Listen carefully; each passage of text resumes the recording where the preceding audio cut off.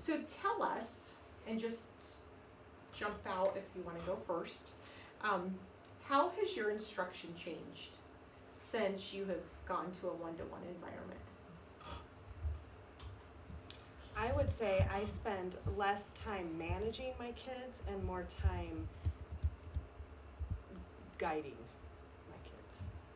The engagement has increased dramatically. I would completely agree with that. I don't have behavior problems in my classroom during that academic time, especially like during reading groups when they're 6 and they don't really stay very focused. It is silent in my room, and they are engaged, they are making choices, they're making great choices, and I'm able to individualize what they're doing so much more than I ever was before. I think that idea of them taking over, where now I have become that complete facilitator and I am no longer guiding them where I want them to go. They are actually guiding me and sometimes. Mm-hmm. So like this week we don't have Chromebooks at all. And one of my kids says to me, I don't know how to spell lasagna. And I'm like, and my usual response or their usual do is they go look it up on their own. Mm-hmm. And we didn't have that this week. And he came up to me and he's like, can you look it up for me? And at first I was like, why? Go look at your computer. And then I realized they don't have their computers. But just their ability to problem solve situations that I don't think last year they could have done on their own. Yes, the independence. Yes. I think I would agree. With 8th grade, I don't think there's such thing as never having a behavior problem, but it's really, my kids are really independent. I can do differentiation that I was not able to do before. I can group my kids really flexibly. I can give them a set of tasks and off they go to the races without having to be like, okay, everybody stop, step 2. So that's been really awesome to have the kids kind of go their own way and be able to differentiate in a way I couldn't before. I think too, you talk about the 4 walls of the classroom and having the walls come down, that metaphor. I think it's very true.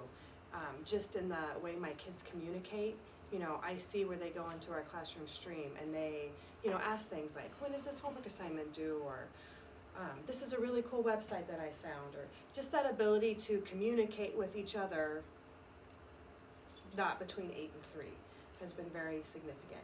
We've had a couple of students who have moved away, and we still communicate. They're still in the stream, so we still blog with kids who are no longer in our class. So that that is something that would have never happened before. That's awesome.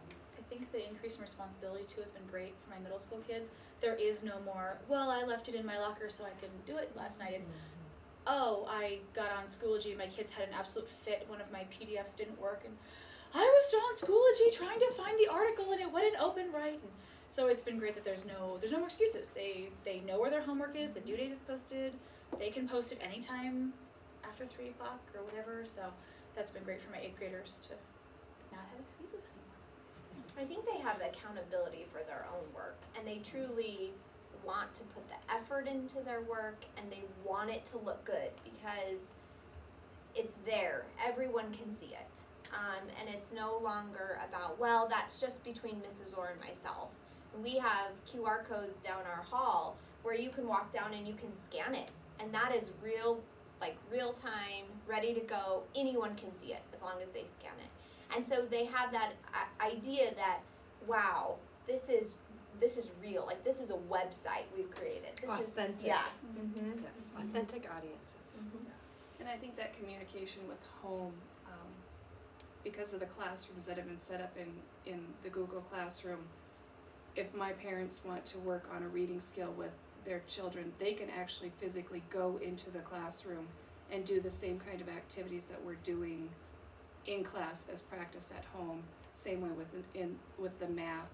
They're able to see, they can go into their Google Docs and see what they're creating in our classroom and be able to not only support but have conversations about what's going on. But it's really made that connection between what they're doing in the classroom and what they're doing at home. And it's really enlightened a couple of my parents that didn't see how far below grade level their children were until they were seeing what we were actually doing in the classroom. And then it was that aha moment of, we better get going with them because they are not able to do what we're doing in the classroom. I've also seen my kids, the response time with feedback. When I would used to get an assignment and I would grade it and I would hand it back, even a day or two later, it automatically just went in a folder or in a recycle bin. And my kids, I had a flood of kids at my desk today because we took a quiz on Schoology and it graded it right there. And I had several kids, Mrs. D, I swear, I put sulfur, it has the chemical symbol S, and it graded me wrong. I am sure that's okay. If I'd done that and given it back to them 2 days later, they wouldn't have taken the time to look at that. So that immediate feedback has been really huge for them, so that they know, okay, I have a quiz today, here's how I did. On my assignment tomorrow, now I know what I need to change. And I've seen my kids really monitor their own growth more when that feedback is immediate, when they don't have to wait for me, which is great. I would say the same with Quill. Sometimes Quill will mess up. It'll have random glitches. Tell us what Quill is. So Quill is the grammar piece, but it's real-time feedback. So they do 10 questions on a grammar standard, and they submit it, and it tells them, are they green, red, or yellow? That's kind of those badges we were talking about. And it gives them a percentage. And so in the beginning, when we were learning it, they would put extra spaces in, and it would Or count not them wrong. spaces Or after commas, right? and it would count them wrong, and it took them a while, but now they have that ownership of, I want to know why this is wrong, or what did I do here, Mrs. Orr, or is there an extra space, can you see it because I can't? And so it's really good that they start to analyze, and I don't know if it's because we do Quill so often or what, but I've had a lot of kids, you know, when you're randomly typing something and you mess it up, they want to be my grammar fixers. Grammar cross. Yes. Yes. And so I don't know if that is because of Quill or what, but I feel like there's just more ownership in that idea, and they like the feedback. They know they got the score like up 100% or 70% or, and then they'll even, one kid said to me, you know what, I didn't do as well, I'm gonna go back and do that. And I love the ability to look, you know, and I can break it out by concept or whatever, and I can see right away, like, who's got it and who doesn't. And so it makes it, again, really easy to differentiate. Just in one screenshot, in 30 seconds or less, I can get a feel for how they're doing on prepositions, for example. And that was, what was that website? Quill.org. Quill.org. Quill.org. Some people put a bunch of money in Yeah, for it. It's a and- charity Yep, and I sort think of you thing. can actually upload suggestions. So you can create, teachers can create lessons and submit it to the company, and they'll even, they had a contest where you could even get paid for it. And it's tied to standards, like 4th grade, it's mythology, and it's some, you know, Yeah. it's tied to There's standards across concepts the in there, content, yeah. Well, and I also think my kids are not leaving as much for interventions because they're able to do the interventions within the classroom. Like Core 5, they are able to do as their warm-up in the morning instead of taking twice as long to have to walk down to the computer lab, do their 20 minutes, and then walk back to the classroom and get them settled back in. They do it as their warm-up. We're also talking about doing Dreambox for some of our kids. And on the other hand, the accelerated ones, my accelerated math kids have an enrichment math classroom that they go into, so because they don't need to practice basic addition facts, they need to get into more, and so being able to do that without as much pull out for 6-year-olds, that's huge. Not as many transitions is great. Well, and I think in our school, for our 4th grade, we have around 100 kids, and you know, we wanted to do a tier 2 intervention with about 30 of them. Well, you know, you can't send 30 to a small group, so we were able to send, you know, the ones with more significant needs to the interventionist. But then the 2 of us silver liners, we supported the entire 4th grade with the tier 2 intervention. Read Live is what we used, but it was nice. I mean, it was, again, Read Live is amazing. it's wonderful. But it was so nice to see, again, kids getting that differentiation instead of just, well, you're not in the bottom 12, so you don't you're out have of any luck. marks, yeah. And we're doing that with the Dibbles lesson plans because they are so engaged and independent in some of their reading practice, then I'm able to pull groups of 2 or 3 to do the Dibbles lessons based on what their needs were with the Dibbles data. I've seen huge improvement in my advanced kids being able, it's so easy now to pull a website, a video, an activity, and throw it onto Schoology, assign it to my maroon group, which is my advanced kiddos, and off they go. I can give them a whole different set of questions. That's a higher tier on Bloom's taxonomy. And Sarah Warren was talking about, you know, the Chromebooks have made my fast kids faster, my slow kids slower. And that has evened my kids out, where my kids who need help can get those resources and help so much easier than it curated in one spot than when I was trying to, okay, well, if I pull an article for you guys, but then if I can cluster you around the iPad to watch this video, and I can just assign them to the groups, and then my advanced kids are just loving it because they get to do, you know, I've got my one kid who just loves chemistry, and we're doing high school level chemistry with him. And I couldn't do that before because I couldn't give him one-on-one attention and monitor the rest of the class. Now I can give him a Khan Academy video, and off he goes learning, you know, metallic pooling bonding, which we weren't doing before, and everybody else is working on other stuff. So my advanced kids have just blossomed. It's been great. Katie, talk a little bit about that one-on-one and how you made a comment earlier in the year that you feel like you know your students better than ever. Oh, absolutely. And why do you think that is? Because everything that I do is so immediate feedback.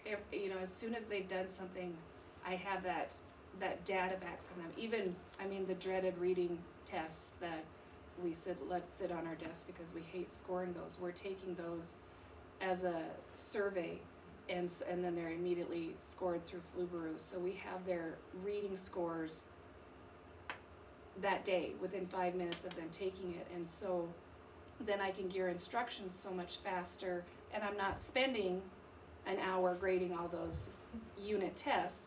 So I can use that hour to, okay, this child obviously is not getting main idea, and so how can I help support them with the main idea?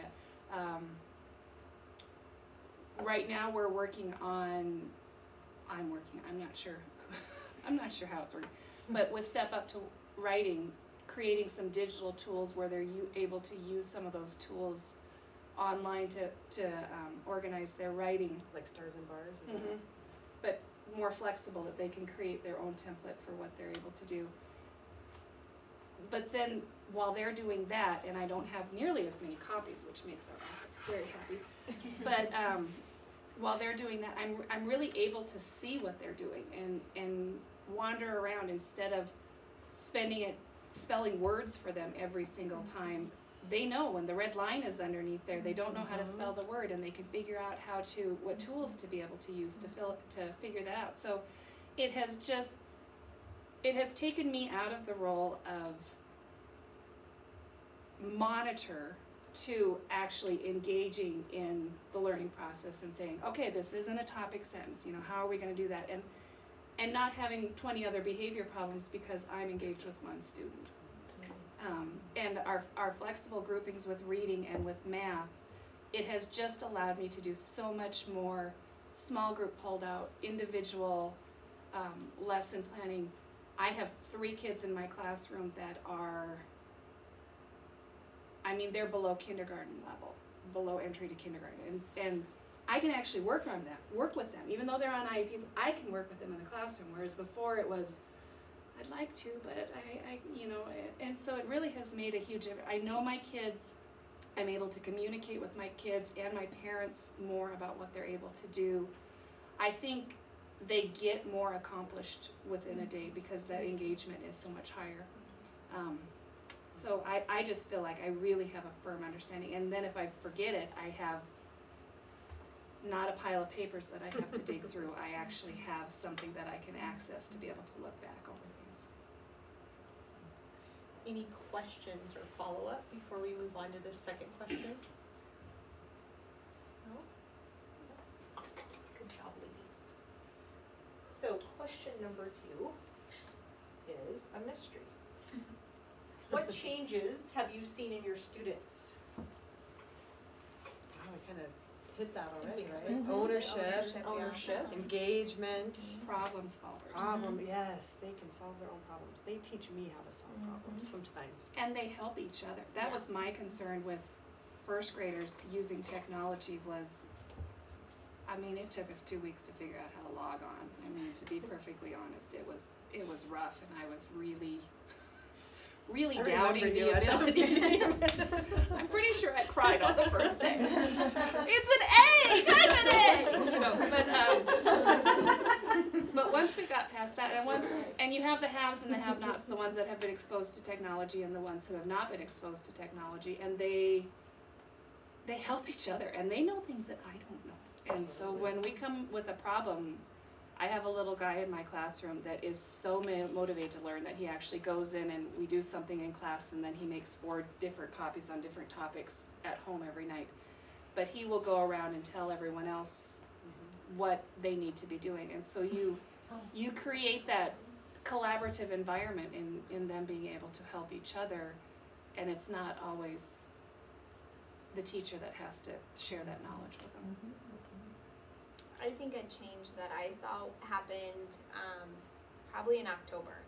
And I had desks, regular like elementary desks. And I realized, and I didn't stop this because I didn't know what they were doing, so I just let them do it. But they would go to my horseshoe table and just randomly get up and go to the horseshoe table. And yes, and I was like, what are they doing? But I didn't stop it. So then it was probably beginning of October, I realized they were going there because they could have all of their stuff laid out, they could talk with one another, they could do their projects together, they could look at each other's screens, where, weird enough, the desks would not allow them to do that. And so we completely wiped out all of the desks from my classroom, we put all tables in, and so just the fact that they had ownership of what the classroom looked like, I felt like allowed them to just want to be there and want to enjoy the environment and work with each other.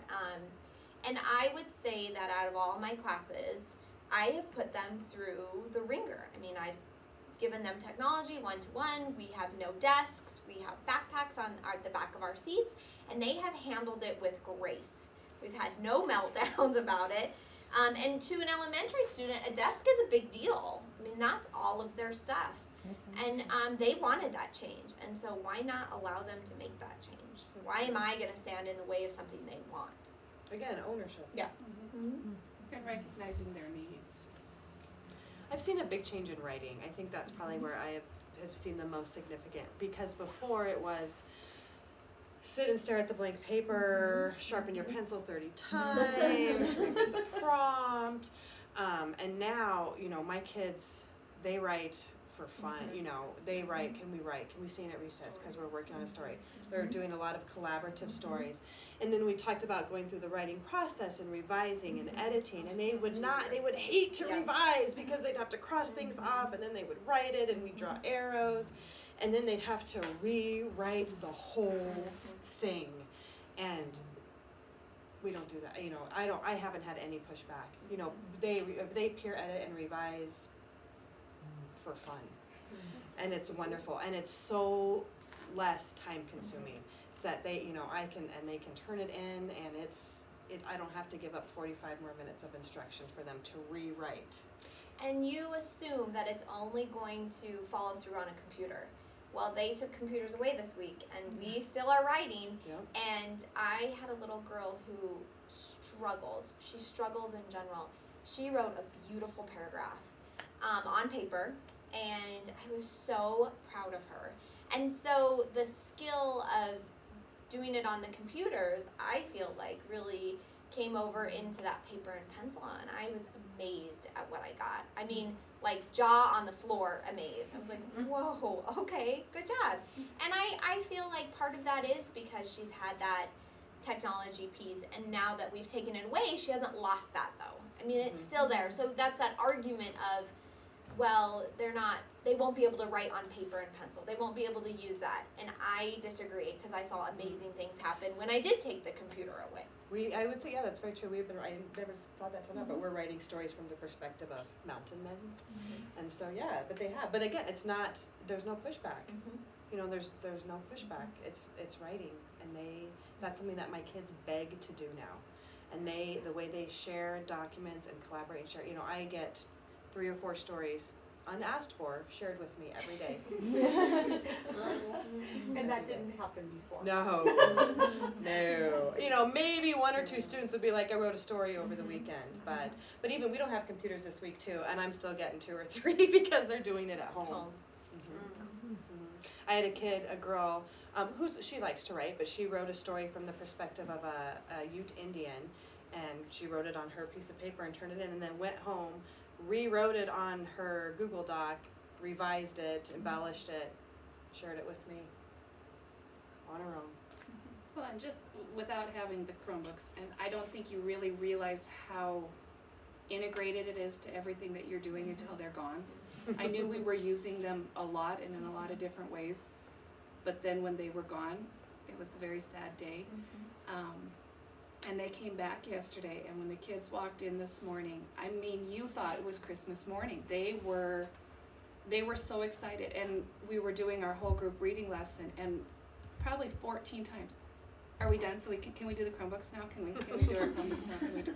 And it's like, okay, I get it. All right, you know, that's what they want to do. And when you have kids in your classroom that want to learn, I mean, they want to do the writing activity, they want to get on there, you can't beat that. And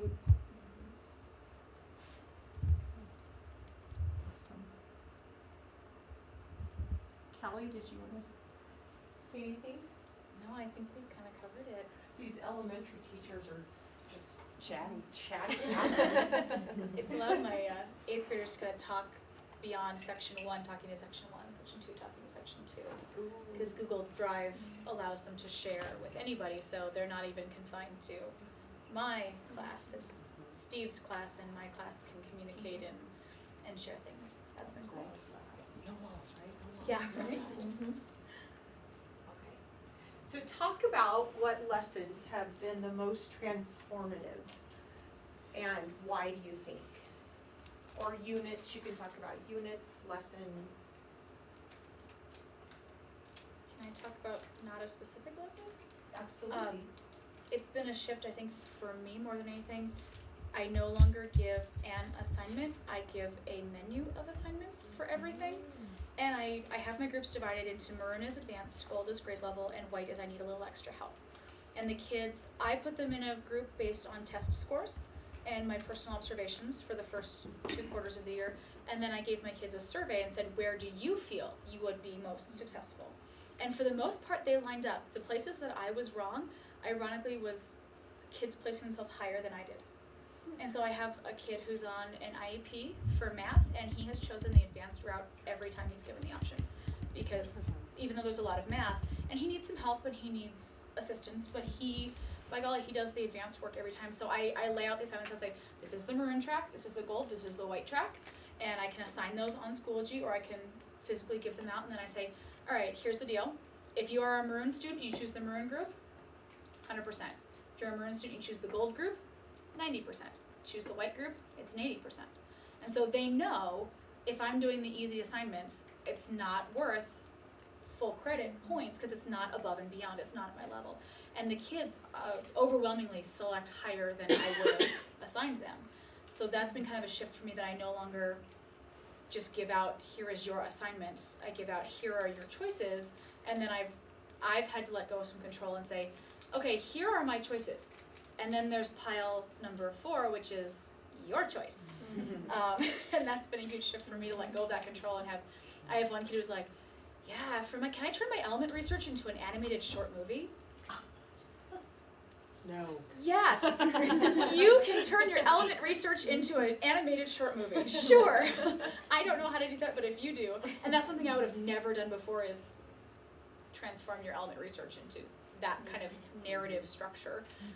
But he figured it out, and he wrote down his little rubric. I'm going to have this many minutes, and it's going to have this many characters and all this stuff, and we'll see what he turns out for me. But, I think Google Classroom, I mean, I don't know how that has really, I mean, there are many different ways, but just to have that communication tool with your students, it's so efficient. To me, that's changed everything. that's what I have missed most this week. Like, we've been fine without, like, I've had to spell a couple words for kids. We pulled the dictionaries down from the shelf, things like that. We broke a pencil sharpener in my class. One of my kids didn't even know where the dictionary came from. They go, where does this go? I was like, I don't even know I where had it them on a goes. top shelf. I had to like move them down. I know. But there's been so many things where I was like, oh, this is a cool article. I want to Mhm. push it out. Or, oh, this would have been a really great website for Colorado Rendezvous. And so not having that ability, to like show it over here and we all sit and we look, that has been painful a little bit. Whereas I could push it out in classroom for your warm up, log in, check this out, go to the blog, tell me what you think. I miss that. I do that with Schoology. I haven't experienced Classroom yet, but Schoology. I don't know Schoology. It sounds The similar. same. It's very similar, but So Katie, how has it worked without the computers Not well. this week? Because you have your kiddos in centers All completely. throughout the day. Yeah, it wasn't fun. My poor student teacher was very sad. But but that question is very hard because I don't know what hasn't been Yeah. transformed. I mean, Quill's been great. How do you these, decide? Live's been these are great. first graders that are creating digital webs of the characteristics of a leader. They're creating PowerPoint presentations on the states of matter. They're Google Slides. they're Google Slides. It's not PowerPoint. Oh, I'm sorry. It's PowerPoint. Google Slides. I'm sorry. You're fired. I'm At least you call it keynote. No. They're recording themselves reading every morning and listening to how they're reading and then answering comprehension questions about what they're doing. They're first graders that have a checklist that they need to accomplish during the week during reading, and they have to time management and prioritize things to be able to get all 10 assignments done. And they do. They do. And they're about to use EduCreations to create, they get to choose from 4 different topics and write their script in a group of 3 to be able to create a presentation on one of the topics we're discussing with plans and then present it to the class. I don't know what hasn't been transformed as far as the classroom, and they're all 6. I think does that that freak anyone out that's teaching high school? Like, these first graders are coming your way They're in creating a digital 10 years. vocabulary. We've created a vocabulary dictionary that they're having the term, and we're creating a definition, and then they have to research a picture to draw, and so they're having an ongoing vocabulary dictionary that they're continually adding to as we're learning new words. I mean, it's amazing to me what they can accomplish. And it is scary to me it would be scary to high school if they can do this in first grade. What? I think it's scary to imagine that for fourth graders, right? Because I'm proud of what the 4th graders have done. And they came, I mean, we didn't have we had technology, but it wasn't that same. That it same wasn't an avenue. even playing field. Right. And so I think, and we were having this conversation, I feel like as a teacher, I really got to up my ante for next year. Because they will come in a little bit more prepared with the technology. And so now for me, it's going to be, how do I find lessons that are even more of that? Sammer. Yeah, exactly. Because, I mean, I have gotten away a little bit on the lower end of the S and the A, I think, for a couple of things. Yes. That's not going to be okay for But there next have year. been things too that, we did, for example, we space and mythology, and so my kids research, they asked their own question and they researched, and then they created a website. So instead of writing a report or doing a slide or PowerPoint like we would have done last year, where I was really the only one seeing it, or maybe the class Right. would have been presented, like the whole world is Yeah. the audience. And so it was, again, it was just more meaningful. Yeah. They tried harder. But So I do have a question that comes to my mind, and I hope it's not off topic, but then, so for next year, you guys will have those computers again. I mean, how does that work? How does that work in the district? Because I would think as a teacher, if you're gonna invest that kind of time, We've But been told then- that it's a principal decision. If they felt we have utilized them effectively in our classroom, then they will remain in our classroom for the next year. At least So, that's in terms of what we've been told. I had that same freak out, and I remember laying in bed, and this was like October, November, and I was I like, think at what? the summer meetings, whenever people are like, what are you worried about? Yeah. People are like, well, what do we do after this year? That was a Right. very, We transfer topical everything question. that we're doing Yeah. and then we have to go Yeah, back and so I say mean, that. you had spent hours on lessons, so that it was very guided by them, and so I had a freak out one night. I went to Dave the next day in a panic, and I was like, I don't know, we gotta do something, like, I don't know what we're gonna do, we gotta do something, and so Dave has been very creative in his own right with his budget money to try to make it so that we almost are one-to-one grades 3 through 5, and we only have one group that has silver lining. And so I think just becoming creative in that mindset of knowing in October that I might not have them next year has allowed just the building in general to develop this idea. Wouldn't you agree, Marie? To develop this idea of, you know, this is really important. This is something Grandview really wants to do. We have teachers who are backing it. So what can we do budget-wise? How can we get creative with supplies? Maybe no supplies, things like that. So I think when you're pushed up against a wall like that, you start to become very creative in how am I going to make sure that this never goes away. And that's why I said, just with my lessons, I feel like I'm gonna have to get better because 3rd grade has 2 sets of labs that Dave bought. And 5th grade has 2 sets of labs. So we are 7 out of the 9 and we're completely one-to-one. And that's my next question, is that I look at our own school and the kids who have not been in a classroom that is one-to-one, going So- into Yeah, one. especially, Rangeview can speak to that. and then because they're commingled, Yeah, they're coming in with kids who have been in classrooms one-to-one. yeah. So And, that will be our fight next year at Rangeview. As it stands right now, each grade level it's a 4-track. 2 have books, 2 don't. And so next year, you know, you have the possibility of kids who are going from a one-to-one classroom to a one-to-one classroom, and you have the possibility of kids going from a traditional classroom to a traditional classroom to a traditional classroom. And to me, that is definitely something. I have a 4th grader who is in a traditional classroom right now. So you can bet your bottom dollar I'm gonna do everything in my power to get her into one-to-one classroom next year. And I don't know, you know, Yeah. and I'm one of 50 mothers who are probably saying that same thing. Yeah, that's my concern. But then is what about my kids who are my students who are in a one-to-one classroom? Do they have to go have to to go a to a traditional classroom? so that my daughter can get into a one-to-one? Well, Yeah. that's not fair to them either. Right. That's what So I'm. That's what I'm looking at. That's what That's why we're the in that district we're just in needs to those make shoes everyone right now. one-to-one. I know. They just need to make it. We've had the discussion, grades 3 to 5, instead of buying supplies, buy a And device. you know, that's kind of what's unfortunate about education, because I'm sitting here thinking, we just need to all jump in and Money get wet. though, right? But yeah, that's the problem, because every person I've talked to, you guys just get me so excited Yeah. about teaching. I never even thought about the writing piece. That is just, I mean, that is just Significant. amazing to me, you know? And so I'm sitting here getting all excited, but then I'm kind of like putting the brakes on. We'll slow down a little bit here. You have one laptop cart that you share between 3 of you, and I'm Yeah. lucky to get it when I need it. Yep. Me And too. it just feels so old-fashioned and so antiquated. But because of who did that, the money thing, yeah. Yeah. Oh, can we just require it for every student to buy one?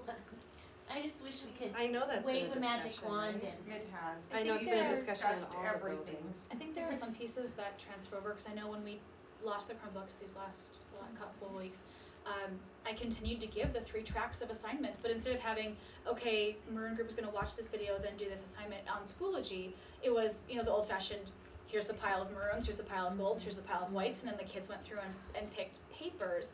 And some of the things that were even low, they're substitutive, or, you know, they're on that bottom part of the SAMR stuff.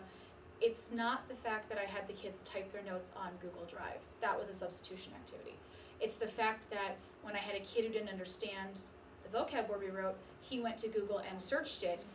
that was the part that became transformative. It's the fact that when one kid was gone, his neighbor shared his notes with him, and so he didn't lose out on, that was the transformative piece, not the fact that I had the kids type on Google Drive. It was what the kids did with it. It was that ownership and that creativity and those things. So I think some of that can stay even if you don't have the Chromebooks. You just have to get creative on then, yeah, okay, so you have a kid who wants to make an animated short movie. Great. If you don't have a computer, that's not an option for them. But how do you get them to do that collaborative piece, that ownership piece? And I don't know that I have a good answer for how to make kids do that, other than if they've experienced it, then you just say, okay, so you can't look it up on Google Drive today. You can't go find a picture for your vocab word, but what can you do? And that piece stays, that's the transformative piece for me. It does, and I think the teachers, you know, my daughter, she's having a fantastic 4th grade year, and she's learning a lot, and she's doing great. And you know, but I also think too, like when we were taking CMAS, you know, she complained that her eyes hurt from looking at the screen so long, and she was worried about typing and, you know, sitting in that position. You know, I didn't hear that one time from my kids, not one time.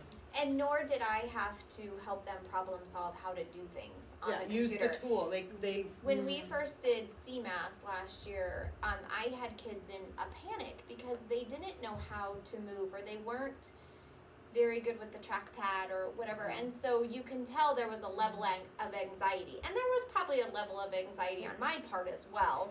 I'm not going to discount that. But it just felt like a different room. It felt very comfortable. It didn't feel trackpad like... is a skill you have to learn, right? I mean, Yeah. This is not that little is. red Yeah. thing in the middle of the Novos anymore. Yeah. Nothing. or, you know, I remember when I was like, put the mouse away. I'm gonna use the trackpad. I am gonna do it. So now that you've experienced testing in your classrooms and you've had the one-to-one environment, can you speak to how the kids might have been more comfortable in their environment? Like instead of having to go to the lab to take the tests? I just, the familiar piece of it, to know, okay, I know how to drag, or if I don't know how to drag, I'm gonna sit here for a couple minutes, I will figure that out. You know, where last year, automatically, a hand would go up. I don't understand this, I don't know Where's what to the do. rest of the Where, passage? yeah, They how didn't do know I to scroll move? How do down. I, and We didn't have any yeah, of that. I agree. There was no tech issues at all. In fact, when I was reading the directions, I thought, oh, that's funny. I'm not gonna have any tech issues. No. Because And you know, they like were my not. kids could come in, And I they didn't grabbed either. their devices, they grabbed their headphones, and they were logged in. You know, the bell rang at 8:05, and my kids were logged in and ready to go at 8:10. You guys should have seen the high school kids today testing. I The wish ones you that could have came. seen it. Ah! Error! I mean, we had like 8 of them have an error, and then here we are. Oh, I just laughed Well, your about anxiety how was up. silly we kind of were Let's today. call Oh. the 4th graders in. No, because seriously, my kids were like, you know, we had one, like, they weren't connecting, and so one of them was just like, oh, so this is, I'm not connected, so we need to, if you could get the Waxess password for me. The wax test. Oh my God.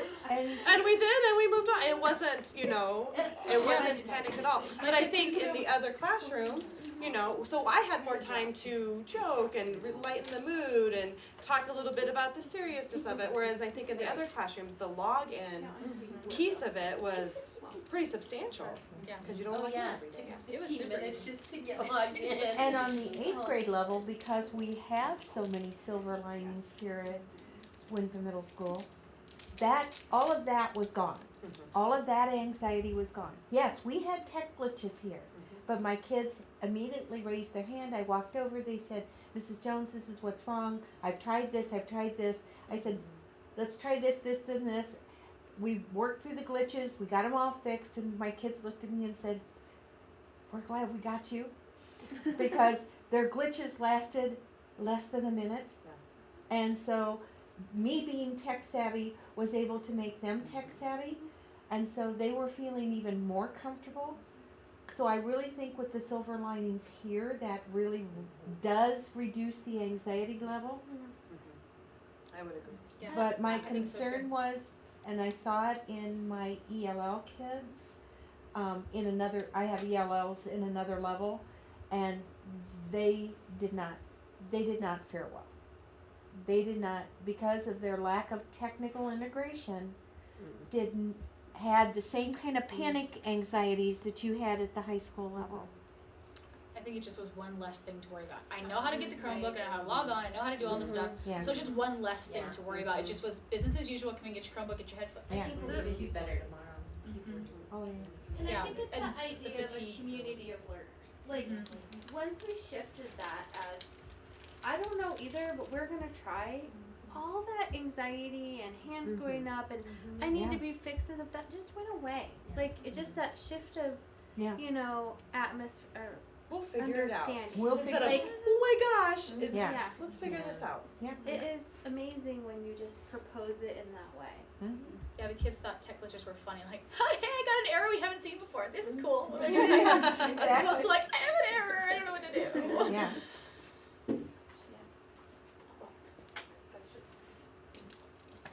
Okay, we have about 40 minutes, well, 30 minutes for this segment, and then I have a little activity at the end to wrap it all up.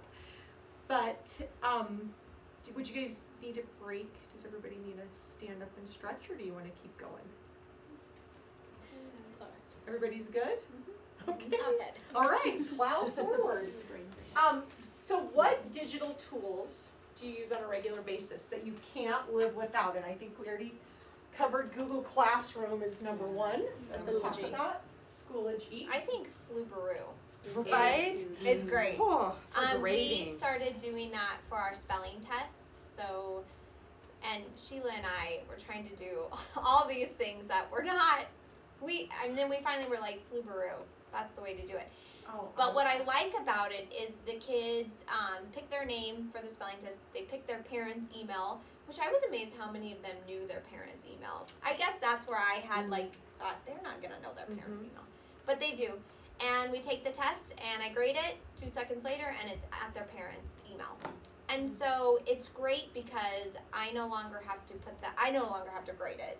I mean, Right. in all reality, and I've noticed transforming that skill of they practice it on paper, but they take it on the computer. It's kind of hard. muscle memory. Imagine trying to spell a word. How many of you go like this? Oh, you know what I mean? And they don't have that ability to do it on the computer. So I've noticed that I feel like it's a higher level skill for them because they're not writing it out. They're not seeing it the way they studied it. It's a different avenue of how they're going to do it. And so then, anyways, I got off topic, but I think Flubaroo is one. Flubaroo is awesome. Mhm. I am a proponent of Flubaroo. As somebody who, wife and 2 kids, like I don't have time to grade, and so I would put my kids to bed and then grade for 2 hours. Well, now I can put my kids to bed and grade for 30 minutes, and then fold laundry or whatever else it is. But Flubaroo has been great. I think Quill has been I wonderful. love it. And not just Great for the warm-up. grammar piece of it, which is important, but the typing skills involved in it. And again, just some of that Feedback. word processing skills. Like for example, do they know that they need to put a space after a comma? I don't know that, do they know how to indent by hitting tab? Like those are just things that, little things like that. And so that to me has been pretty, a good, like we stopped doing typing web because Quill has Quill taken the kinda takes place over. of a typing tutor. So could Quill be used at the high school level? Yes. Yeah. Yes, it can be used. It's like pre-K through, Okay. Might switch it. and it's based on Common Core. Mm-hmm. And it even has like the CC whatever. Oh, okay. I little use numbers. Extra Math a lot. That's a good warm-up, and it's like flashcards, computational practice, computational fluency, and that's you got 3 minutes. Go get on Extra Math real fast, real quick, and practice. Is your that part multiplication of Quill facts. or no? Nope, extramath.org is a different one. What levels is that for? I don't know that it would be higher, it's operations. It's Okay. kill and drill in a somewhat engaging way for the kids. Well, and it would be great for an intervention class, it sounds like. It would be. And again, as a parent, it's really easy for me to be like, okay, go do extra math for 10 minutes. Instead of me having to sit there and do flashcards with them. And not that Right. but like at some point you gotta memorize your multiplication facts. Yeah. Like you do. So that's Well, been nice and for that. We took on Bridges their resources, when the you go to that. games. And so we took all of that and we copied and pasted it on a Google Doc and shared it out to all the kids. And so they have it in their classroom. And whenever there's extra time or we do an intervention at the end of the day for math. And if we're not gonna do a workbook page, we just hop into that unit and play some of those games, and they don't even realize that they are doing math. Doing amazing things Yeah. with fractions. Exactly, yeah. We do it as part of our workplaces, so you play this Yep. game, you play this game, and then you can go onto Bridges, and the kids much prefer the digital games than I think the Yeah. workplaces. And we do it half and half, so that you don't have 4 people at a workplace. If you're an odd number, you go to Chromebooks one day, and if you're an even number, you go to workplaces. So every other day they're doing either one, and they don't get as bored with the workplaces, Right. and you don't have as many kids there, so you're not gonna have as much messing around as you normally would. And there are a ton of good resources on Bridges. Yes. I mean, There there are, are that they would never have exposure to. not just games, but activities and tools and even so like I have a kid on IEP, so just even that number line thing, it's an app, so but she's on her Chromebook and she does her number line on her app, and I'm not sitting there with I'm able to do other things. It's been really Fluency good. Tutor's been good, because they can listen to themselves read and it Lexiles them out. Newzilla's good because you can change the Lexile, and so they're reading this, a topic that they're interested in, but it's Lexiled out for them. Raz Kids. Raz Kids. Instagrok. Instagrok. I love Instagrok. Tell us about it. Instagrok is a kid-friendly search engine. Very kid-friendly search engine. Say it And it's again? much better than KidRex. Instagrok. Instagrok, so it's INSTA capital GROK. How do you GROK? Mm-hmm. Okay, I just have to ask because we're at school 9 to 10 hours a day usually. You go home, you have kids. Don't turn it on me, Sheila. And she's going over. But where do you find the time? Like I have listed, I don't know how many. I have like 15 sites that I have listed on my phone since we started this. How did you just even discover all of this? And how it So works? I was and- gonna say the Google Plus, Google Plus but also community. I feel like with the silver lining, those embedded days of PD Our PLN, right? were. I don't think I would have made it through. I think I probably would have given up had you I guys not. met. Yeah. You were given time. Well, after Because- school we met. Okay. And then And before having school started, we spent a Yeah. lot of time. The summer. yeah, and Okay. there is something to be said about doing it in a partnership. Yes. I could not imagine going at it by myself on Right. my own little island. I don't think I could have done that. And so, my team, we talked about Pinterest. I'm not joking. There are so many Pinterest, things on seriously. Pinterest. Oh yeah. Serious. Bad rap, but there's a lot of good No, stuff. and Teachers First. There's a bunch of stuff. Seriously, but I don't spend as much time grading. Truly, I Right. don't spend So as that much time you've grading. been able to transfer that time to researching good That sites. quote Sheila had earlier about there's a noise to quality level. Mhm. I've gotten way better at even just Googling math apps for middle Yeah. school and being able to quickly go through and say, no, oh, here are those, and being able to search. So I am doing some Googling. Absolutely. As well as reaching out to other teachers. There is a certain level of, all right, if I just start with Khan Academy, something else will pop up, and start with resources I know, and then I get very good at discerning what's going to be useful to my kids. And my kids bring stuff. I had a kid come to me today and say, hey, Ms. D, I found this website that does exactly what you did for your element quizzes, where you can pick the elements you do, and it asks you for the symbols and the names and all these things. And I said, great, email it to me. And then I popped it on my Schoology page, and now next year I can say, hey kids, when you're studying for your element quizzes, here's a website that will help you do that.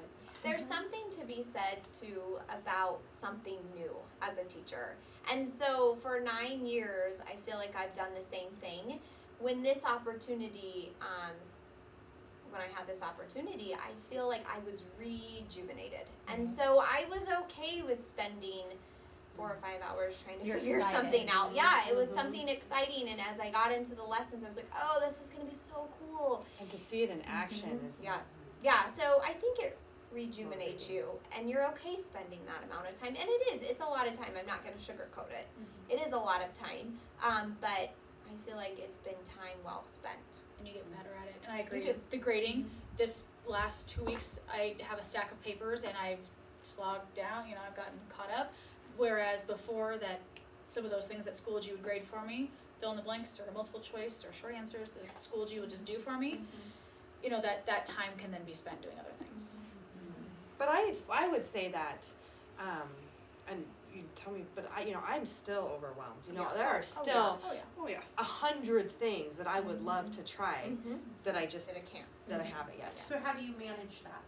I wanna know that too. Well, so I think with my partner, working with my partner, Cinda's not my partner, but Well, we can be. kinda, yeah, first grade. Deciding. So there've been a couple of times where we've tried the same thing. There've been a couple of times where Tracy's tried something and I've tried something, and then we've talked about what worked better, what was more engaging, what was more efficient. I think taking it one step at a Yeah, time. I mean, you're I not. agree. Sometimes I've gone in trying to do way too much at any one given time. If you get one thing going, and then that can continue on, and then everything that we're doing, we didn't start on day one of this school year. It was. No. It's been They piece logged by piece on, by and then it piece, was yeah. they could type, and then it was so it builds. And next year, my kids will probably do all of that and then some more because we know how to do it. And And are I they think- using home row? Like Oh, are they, yeah. they're doing like Ready first, position. well, I was making sure first grade, yeah, Yeah, first grade they're- is, position they do the typing club every Tuesday morning. They have to Okay. get to home row and learn how to. wow. I think too, as professionals, we are probably the hardest on ourselves. And so we say, if we can't do it at 100%, we're not gonna do it. And I have really had to take a step back this year and say, you know what? This is a lot. I've given these kids a lot. I've put a lot on my own plate. And so if I'm at 75%, I'm okay with that for this year.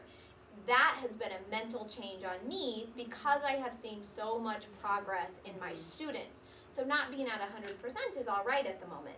Now, 5 years from now, will that be okay? No.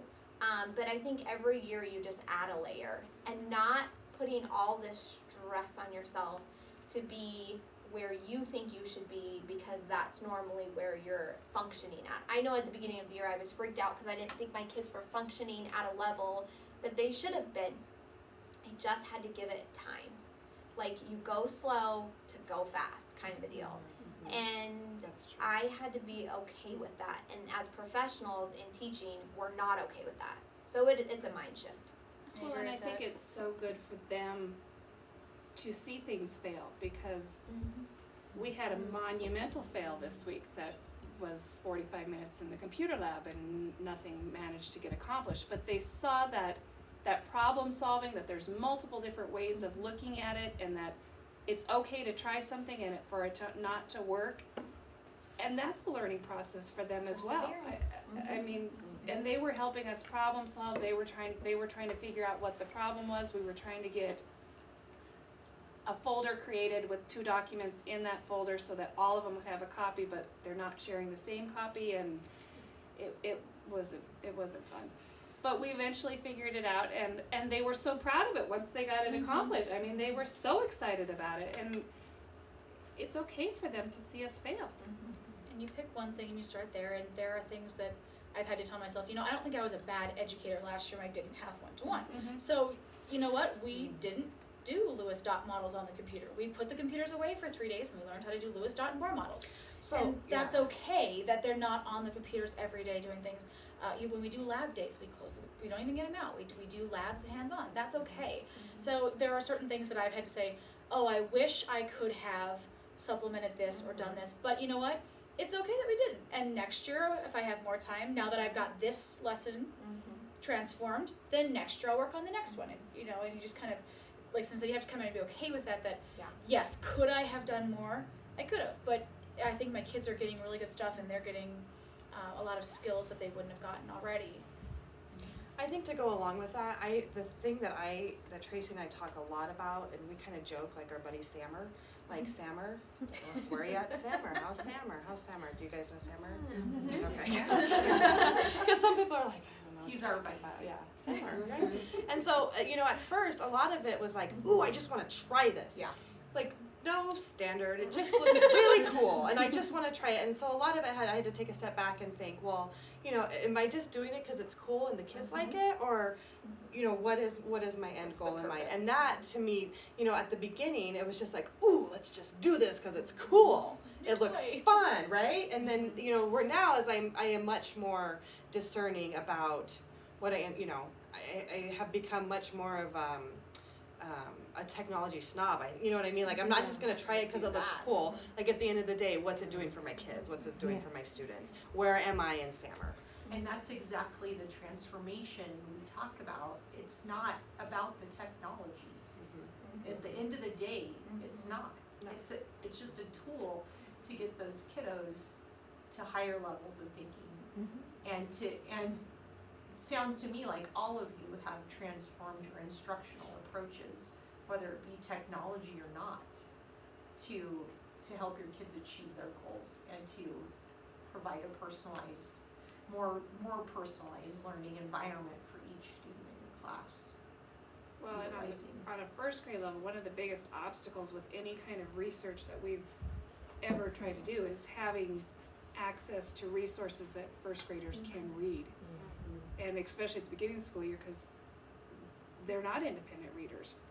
So having access to the RAS Kids, where it's a library of books, many of them are nonfiction books, that it will read aloud to them, that they can record themselves reading and answer comprehension questions, but also the tool in there where you can highlight and it will read it out loud to them. And so as we start into animal projects, we create a zoo at the end of the school year.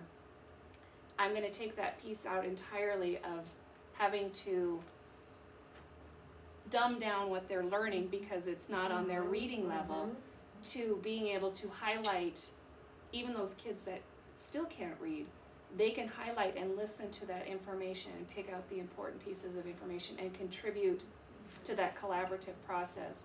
And you've just given that child independence, access to information, and that ability to collaborate and feel equal to the rest of the kids, where, I mean, they couldn't read, they couldn't contribute before. We have a hard time finding, you know, some of the topics that fourth grade, you know, government, space, you know, a lot of the sources that we have are not fourth grade level sources. And in fourth grade, you know, they're all readers, but, and so that text to speech is such a huge accessibility feature. So I don't have to worry about half my kids not being able to understand the website that I want them to read. I love that fact. I love that fact. And then some of my kids, you know, who writing and typing is, you know, like OT, to speech to text is awesome too. It's huge. It's a huge. It levels the access, playing field. It does. Yeah. It no matter what their reading level, no matter what their disability, it levels their playing field for access to information. What's to speech to text? Is that a So they website? say it and it types it for them. Is Or that, vice versa, you Or- highlight text And it reads it to them. Oh, It- it reads it to them. and is that a Oh. particular, It's I use within an the extension. SAPs. So I use an extension in Google Chrome. okay, Read right. Read Right. Read Mhm. right. And I also love the extension, I was going to tell you clearly, because it gets all that junk off the page, you know, like the woman in the bikini. Like it gets all that off the page, so it's Yeah, it just the wipes out all text. the ads. Yeah, I'll have to demonstrate that to you guys at the end. Yeah, That is one please. of the Yeah, things. clearly is And if you fantastic use for a classroom. Instagrok, you're gonna wanna use that, cause That's there are clear. ads that Clear. pop up on Mhm, Instagrok. mhm. But we don't, you know, those things like you can't, you know, you go to YouTube and who knows what's What's gonna be on the site, or just even, you know, it's a When it kid-friendly pops up, website, yeah. but again, it's like lose 20 pounds and it's the girl in the bikini. And, you know, that gets through our filter, but it's not appropriate for a fourth grader, so clearly is a fantastic extension. Awesome. Hot girls. Can I just say what you said, Cindy? Cindy thinks that you should go on tour. I happen to agree. And we are going on tour. Well, in you it, two you're are, not. I'm not going. Well, Katie's going on tour. My principal didn't pay me for mine. She didn't ask, Who's your but principal? I didn't ask. Say it I to didn't the know it was an camera. option. I didn't ask. I can't say she didn't offer. I didn't ask. Okay, what are the top 2, 3 lessons you've learned this year? Be flexible. Be I have literally learned to take pressure off myself, that it's not gonna be perfect. Like we were saying earlier. Yeah, I really have learned that it doesn't have to be perfect, because in reality, they don't know the difference, because they are just in their element, right? I mean, these kids are in their element. We have put them into a society, essentially, a community, where they thrive, because that's all they know. They know technology. They're not like me, who went to a computer lab once in a while. I mean, they're just not. And so I feel like I've learned that it's okay not to be on all the time with that amazing lesson and those amazing essential questions and those amazing ICANNs, because I've given them what they learn best with. And in that piece, I guess it is somewhat of the technology, but I just feel like I just see so much more out of them due to the fact I've given them that tool. This is my 4th year teaching, so I still consider myself a novice teacher. And this is the first year, like last year, if a lesson went bad or the kids didn't get it, I really struggled. I was like, and I reflected, and I just, it ate at me, like, why didn't they like that lesson or plan or whatever it was. Whereas this year, it has been, it really is, it's okay. There is learning happening even when it's not exactly what I envisioned or how I pictured in my mind. And that for me has been, just because I'm not a bad teacher just because I didn't get the lesson. Again, with the devices, we've been able to figure it out, and that collaboration and that problem solving is just as valuable a life skill to me as multiplication. The transferring of skills from one situation to I think for me that they are so much more capable than we give them credit for. Mm-hmm. Yes, yes, yes. Holly? I think kind of going along with some of my philosophical beliefs on how I plan lessons and allow my kids to show their learning, that learning doesn't have to look like 100% on a multiple choice test or a perfect essay, that learning can look very different, and how can I be open to that?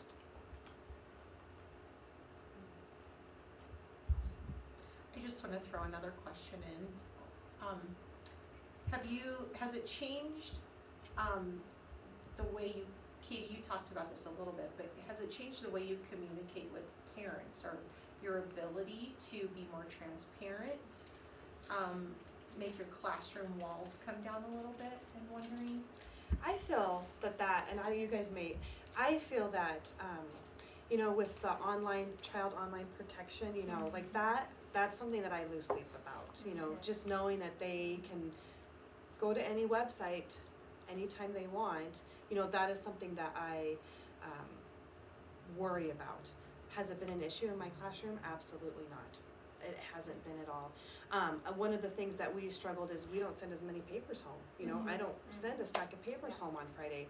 So so we kind of had to educate our parents that, you're going to get a rubric, but you're not going to see your kids writing. But here's where it is in their drive, here's their password, so we sent home to our parents all of their username and passwords so that it would be transparent. But I don't know that it's been, I don't know that my parents from last year versus my parents this year, like I haven't heard one parent say, well, where's all my kids' work? And it hasn't been a hurdle. I would say that that's one thing that I plan to add next year that I didn't do a very good job this year of. I think in the beginning I was so wrapped up to get the kids going and to get lessons flowing that I actually next year am going to invite parents in. You want to come spend a day with us? Come spend a day with us. This is what it looks like. And so I think just being comfortable myself with the technology and what it looks like, and I'm not just sticking a device in front of them and sitting at my desk and doing something. So we're taking that element out. So I just feel like for them to actually come and be there with us and actually see some of the amazing things that are going to happen, I would like to add that piece next year. and just be a little bit better on that end. I do Friday folders, I write comments every day, every Friday, I would really like to get that digital. And so just, again, it's not at 100%, but as long as I'm thinking about how to get it to 100%, I don't feel like I've lost complete control yet. We have a team in our building, Silver Liners, that, so they created a Google Doc for their child, Roxy, and then they shared it with the parents. So anytime, instead of shooting an email, you just jump into that shared Google Doc and you can say, hey, here's a screenshot of what your kid did today, or my kid's struggling with their math homework, just letting you know it's coming back blank, or, that communication. And so I think that is a train I'm gonna jump on next year, just a shared Google Doc. Because, we use email. I will say, I'm gonna get on my soapbox for just a minute. I really wish, now I know that they have usernames and it's attached to @weldre4.org, and it's not really an email address. But it would be nice, I think, sometimes to send some emails to kids. It would be nice if they, and I'm not saying we have to say like, here's your Google email account, but if it were just like they could send and receive emails to my address, so that I could. It was a one-way. Because, I've tried to, through Classroom to send notes to individuals. And you can only attach that with an assignment. Exactly, and so sometimes you just need to. Just say something. Yeah, or, and you, like you've said it a couple of times, and, maybe seeing it pop up on their screen would be more effective. That is something I wish that I could, and again, we have ways to communicate digitally, but them being able to, I don't know, I guess, have an email relationship with their teacher would be That's what nice. my kids do. My kids email me, hey, I can't find this, what is Right. So I feel like my kids do, but middle school's a little bit different. Yeah. But we don't open up email until Yeah. sixth Till grade. sixth grade. Oh, there So you go. that's the issue. Is it Oh, see, I didn't know because that. of the I was like, my kids 13? do all the time. Is it because of 13? I think it Yeah. is. Oh, I'm Yeah. pretty sure Yes, that's yeah. what it is. I wondered too, because I've had more kids respond or communicate with me through email this year than ever. They'll be homesick. This Yep. is Lisa and I blah blah blah blah blah. And I was like, wow, cool. They really care about their learning. And so it's been really neat to have access to that. But did you say it's because of the age 13? Well, So, can't be, yeah. because it's 11, they have sixth graders or Sixth graders? 11, so Oh, I think it's just a policy we have I set, would but maybe say, and I it's- think too, before something when it was our important. when it was on our servers, it was a huge storage issue. Right. But now I Sure. feel that, In the we've made cloud. that transfer, right. that it could be a possibility. But I know they work, like I've let my Yeah. kid, my own child, sign up for My Pretty Pony Stable or whatever using L Sporletter at weldre4.org. Even though it's not an email address, it still works as an email address to sign up for things. So it's nice actually to have a phantom So when she email goes to address. sixth grade, she's Oh, gonna that's open fair. it up and she's gonna have 5,000 My Little Pony emails, she's gonna be so embarrassed. Oh no, she won't. No, my college student daughter is into My Little Pony again. Nice. It's a thing, Mom. It's all cyclical. Yeah. That's cool. So, we kind of already talked about this, what specific PLNs do you use and what do you use to stay informed? We talked about Google Plus, and do you think we need to visit that again, or do you wanna add to that? I really think that partnership is the biggest key, because Michelle will come up with something. I mean, you did the Padlets for our last meeting, and she tried it with her first graders and it went awesome, and now we're doing it as a question of the day where they're responding, and then they're reading each other's, which, okay, now they're reading and they're writing, and they're picking up on things that they normally wouldn't have gotten in there. Oh, I need to rephrase this a different way to make a complete sentence. Oh, I forgot my punctuation. So they're getting that piece from seeing other people's writing as they're reading other people's writing, and they think it's so cool to see someone else's writing in there. So that partnership, that everything aligned as a partnership. She'll come up with things that she'll share with me, and I'll have something that I'll share with her, and so it does share that load, and we're able to keep things and find better ways to do things than how we were doing it before. And I think that's the real benefit that we're seeing, like with our group that we formed here in Digital Classroom, and then the Silver Linings groups, I'm thinking, you know, give it a year and we're gonna have all kinds of PLNs just in our district. I love that we're breaking down the walls of our buildings. And let's have a fourth grade PLN, like a Google Plus community. Let's have a secondary math. What are you guys doing, you know? And it doesn't just have to be about technology, it's just good instruction, you know, and good resources. A way to share that effectively, and I think that opens up a whole new world for us. I will say, oh, I'm sorry. I was just gonna say, last week we talked, or a couple weeks ago, we talked too about just informing our parents to share with them what we're doing in class. So using the whole Padlets, and we would use them for a couple of different things now in class. I'm so excited about, but I also made a Padlet for our park sign up for parents, and so they could experience it, and they could double click into the day. So I like made all the days, and then they could double click into it to sign up for what park snack day they wanted. Oh, wow. And I had Good one parent modeling. say awesome, and then I didn't get any other comments, and some of them just emailed me and told me what day. But it gave them the opportunity to experience something that they're doing in class, and I liked being able to share that with them. So I have to say that's something that we didn't talk about because we're very student centered. But I have to say Marie has been so excited just about all the things she has done. And I think being part of that Silver Lining and kind of helping with that idea of let's kind of get these Chromebooks to other grades, just has come through on the teacher end of that excitement. Like you see that like love to do it again, to teach it, to figure out another way. And so I've seen that on that teacher end, and that's been amazing. So good job.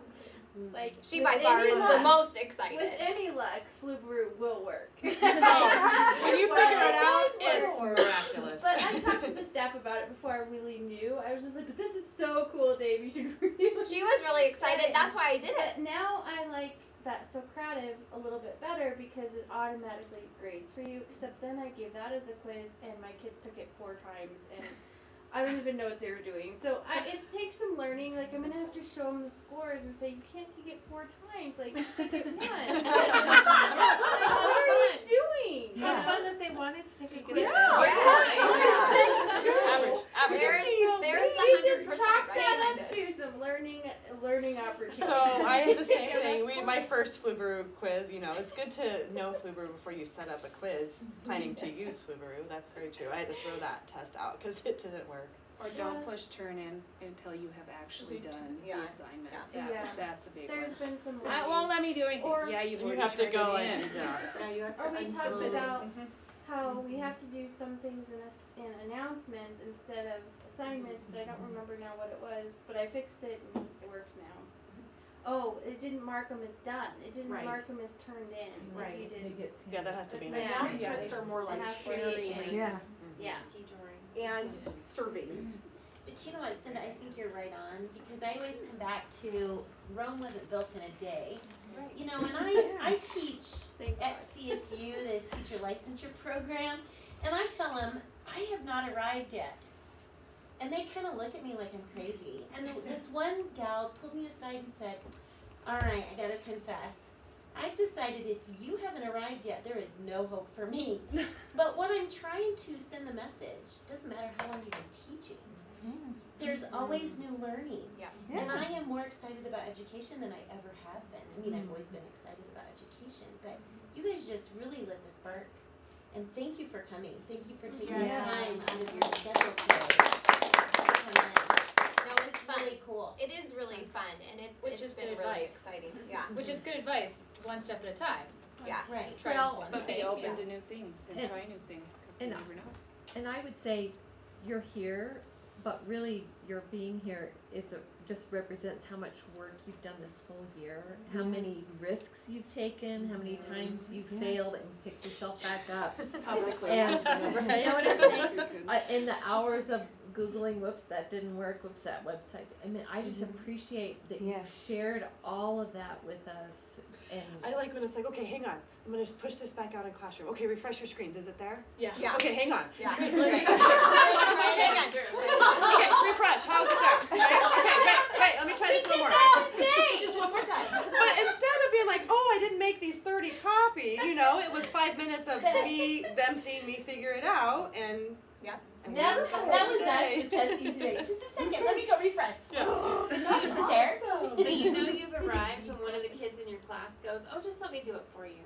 Well, one of those resources, you said, what are some of the best resources? My students have Yeah. been one of the best resources. Yeah. They're so Truly. And even as a you know, so we do extra math, and one of my kids is like, I don't like extra math. So he found this other website, multiplication.org, and it was much better. And, you know, just there's things like that. But as a parent, too, like, okay, what do your parents let you play on? Like, what do you know, just seeing, as a parent, it has been very enlightening.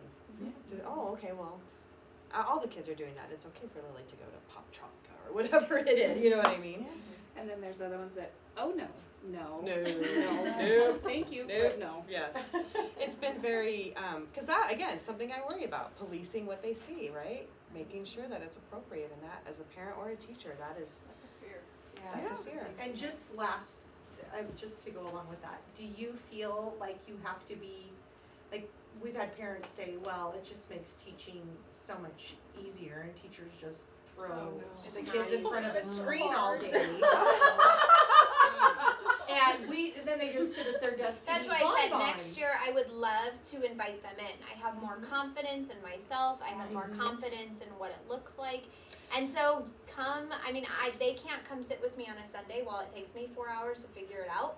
But they can come and see the engagement and see the love and see all of the things that are happening without me telling them. I what it would should love look to like. have them walk in my classroom, and there will definitely be times where all of my kids are on the computer and it is totally silent, and Yeah. we call it silent collaboration. And I'm sitting at my desk on my computer, but we're blogging, Yep. or we're You're into editing, their presentation. or we're, you know, there is definitely communication and learning happening in the classroom. It's Yeah. and it's not, you know, it's not always that way, but you know, it is that way. But again, it's so nice because I can edit 5 kids' work in the time it used to take me to edit 1. Or, you know, we can blog instead of kids talking over themselves all the time. We can blog and have a, you know, a 20-minute conversation where everybody has a say. That would have never happened in a Well, in a just, tradition, yeah, you know. and like if you think about the writing piece, I mean, they can right-click a word and find a much better word for happy or for sad, and Don't they we do do that on that? their own, and we do that as an adult, so I feel like the skill that, I'm trying to guide them to is I feel like it's happened in 7 months, where I don't know if it happened last year or the year before that or the year before that. And so that excitement again of wow, this is so different, so new for them. I don't think you it'll got ever to get start old. with such a great group. I'm not partial or anything, but you did. I did. I had an You have a amazing kiddo? class. And I have an But amazing class. And I one have heck said of a that. group. I've said that multiple As a whole. times. There's no way. It's a great one. Yeah. Get it started. But we have a very much a sense of community in my classroom. Whereas last year, you know, we worked I know, really, I keep really wondering hard this. Yeah. to establish a sense of community, and it never really got there. But I I would say my 23 kids have each other's backs. I agree. And I don't know if it's because they stream each other on the weekends, or if it's because, you know, I keep wondering that, and I don't I'm know very what it is, interested in next but year it's and a how total it will be. interested to hear that. Because I would say they're very opposite. My class at Grandview last year was very opposite than my class this year. And no respect violations. I've yet to have one. Last year I had 4 or 5 at least. I haven't had one all I've year. yet to have one respect violation. I mean, I've had little conversations about, oh, that's not okay, but I mean, it's 2-second conversations and we're done. Now, I'm very interested to see if that sense of community and that sense of having each other's back and that sense of helping each other in a positive way will continue into next year. And I don't know. That is a We'll good see. question. I But think it is they definitely a tangible identify thing. the people who you know, their strengths within the class. I think they can see that each other's strengths more clearly when they're sharing and Well, and I don't think those strengths now are all reading yeah. and all math and all writing. They're now problem solving, communication, who's gonna help me with this because they know it best. And so it's no longer just those subjects. Who knows this? Like there's a little girl who, she has lived a random life, but just what she can add to the conversation. And she's not high in reading, she's not high in math, she's not high in writing, but just her life experience. And I don't think that would have came through without some of the things we did this year. It has definitely given my students a platform to succeed where there haven't been. I had a kid move, from a different school into my classroom. Didn't know a lot of, didn't know anybody, was struggling, having a really hard time. But he figured out Google Translate, or he knew it, in the first week. I mean, and so then when we were sitting there, and this was completely off task, and all of a sudden his computer goes, pizza. Well, everybody's like, what'd you do? And he got to show everybody how to work it, and so then all of a sudden, he had that sense of, well, yeah, I can't, kid didn't spell pizza right, but he can make his computer say it, or, that wasn't the case, but just different avenues for success. It's not just the content areas anymore. Can I share a really funny story? Same kid, extra math. So we did the 1 great hour of code, which I have truly become to believe is another language that kids should learn. And so so he has really embraced this and has done a ton of independent work. He hates extra math. He hates it. He's not very good at math. So what he has done now is he has figured out how to go into the coding of extra math. And so instead of saying, hello, 4th grade student, it now says, hello, you amazing, stupendous kid, and it's like, instead of race the teacher, it's beat the scrub. Like, he's changed the coding of the website to make it more personalized for him. That And is then you cool. say, That good is luck, really fifth cool. grade. Right? It's still high school. We've He's gonna be- discussed violation areas. This is okay at school, not okay. Yeah, but just think about That's the awesome. caliber of teaching that's gonna be required. Yeah. I mean, it's just up in the ante. But they do it with you. I mean, there's never an expectation that you're standing up there and knowing it all. They're very willing to let you figure it out. So you ladies have been awesome. I put together a little pop quiz though, because I wanted to demonstrate Kahoot it really quick, and it should only take us a couple minutes. If you have a phone, or you could grab a Chromebook. If you want to, you can. Have you guys, who's used Kahoot it? It's a riot. I have seen the coolest things about it in classrooms, but it's just a quick survey. So the way you get to it is you have your students, so teachers create, you just go to kahootit.com, you create a quiz inside of it. You can also upload videos, you can upload images, so it could be whatever you want it to be. So, and the students go to kahoot.it, and they just put that in their address bar on whatever device they're on. Elizabeth, are you able to get on? I just need My battery. Oh, it tells me it doesn't recognize that. Oh no! What's the game pen? Okay, let me Oh, try it it. was right there. So here's what teachers do. I'm gonna sign in. It could be because I'm not signed in. It didn't work. Yeah, Yeah, it's I didn't get there yet. Okay, hang on. I just put it in Google. Sheila, I have to go get my kids. Okay, go. I'm so sorry, If you need Sheila. to go. But I just thought this was so super cool. Okay, are you going to go back to the web address? Okay, here we go, Liz.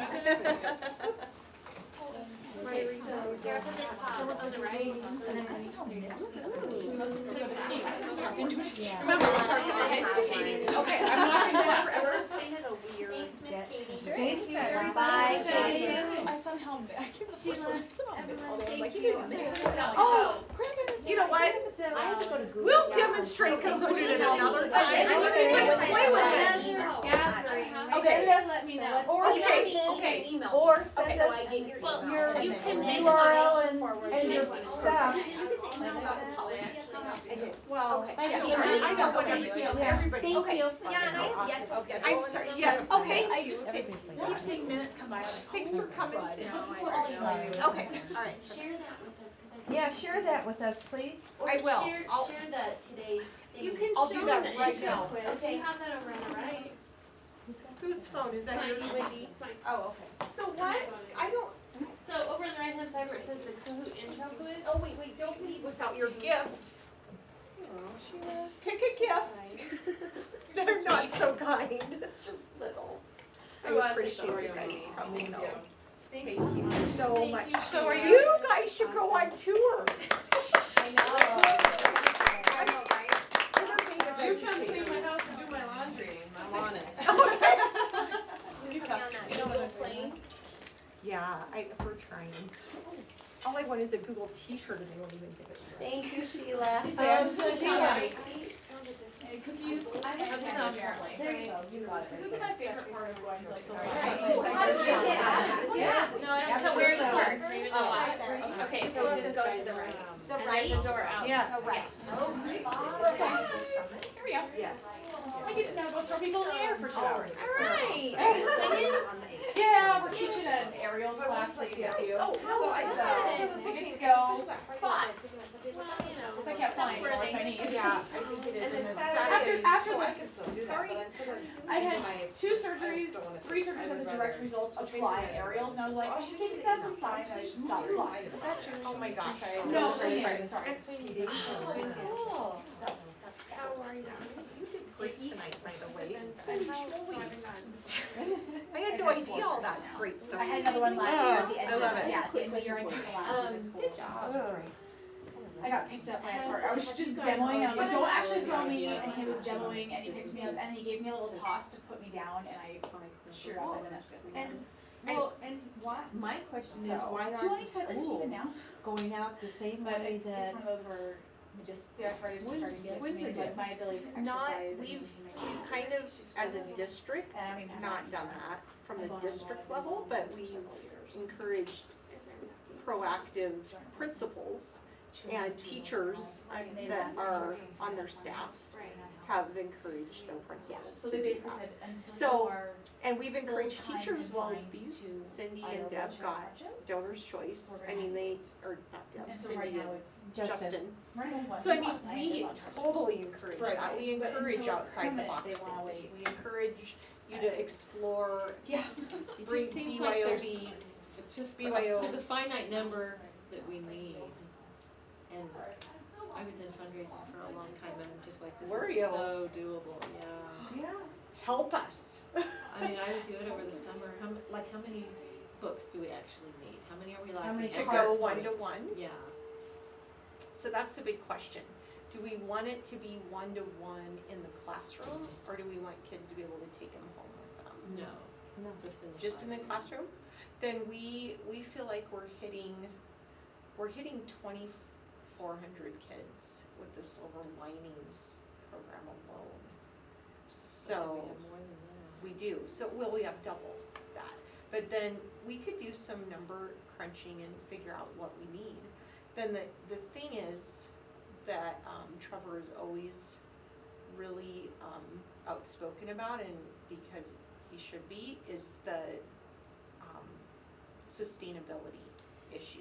Yeah, well, there's Because the they have- maintenance issue. Yes, and the maintenance issue we're finding is really not an issue with Chromebooks. Yeah. Now with, I mean, we've We've had had a one. few. Labs, it's a bigger deal, cause It's- he's got a virus and Oh, software and stuff. Right, there's no viruses. I mean, it's, once they're up and running, unless a kid breaks a screen, which we've had 5 total this Yeah. year, 5 out of 2,000 Chromebooks. Well, you might just float it by Trevor and say, if one or more donors gave us enough Chromebooks to go one-to-one, Oh my what would gosh. we as a district, could we handle it? We could, I think. I mean, I think we're ready for it. We're hearing it loud and clear.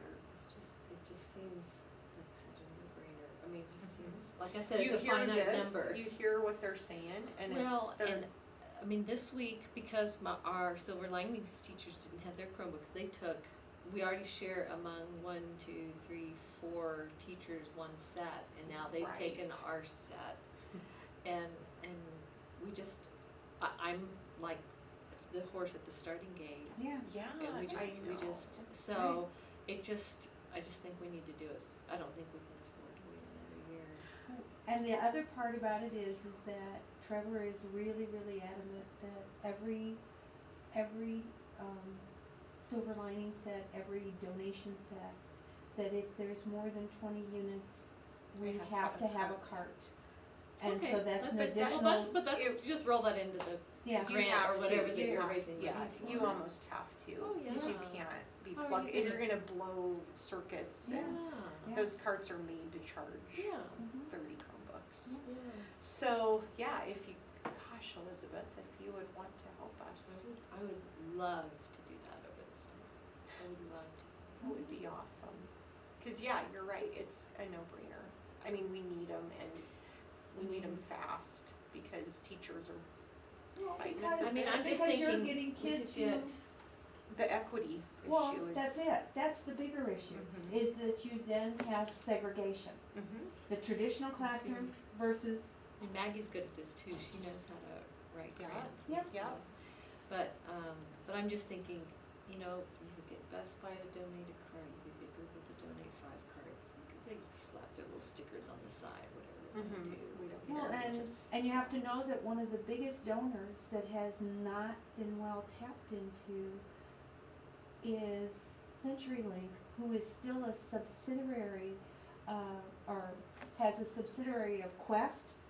Quest locally wants to help the classroom situation, Yeah, there's so but- many. but there's businesses that nobody- want to. but there's nobody tapping into it because everybody looks at the parent company, CenturyLink, and says, they're not into it. But my son worked for them, you know? And so he knows that Quest wants to get the stuff out there, but we're not doing it. We're not asking for it. We're not going to them and saying, we need this. IBM is another group. Anyway, that's my, just think Yeah. about that. Yeah, Elizabeth, I let's- wanna take you to dinner, well, let's go to dinner. That's wonderful. Wow, that would be fabulous. But I need a finite number, like, Okay. so. Yeah, if it's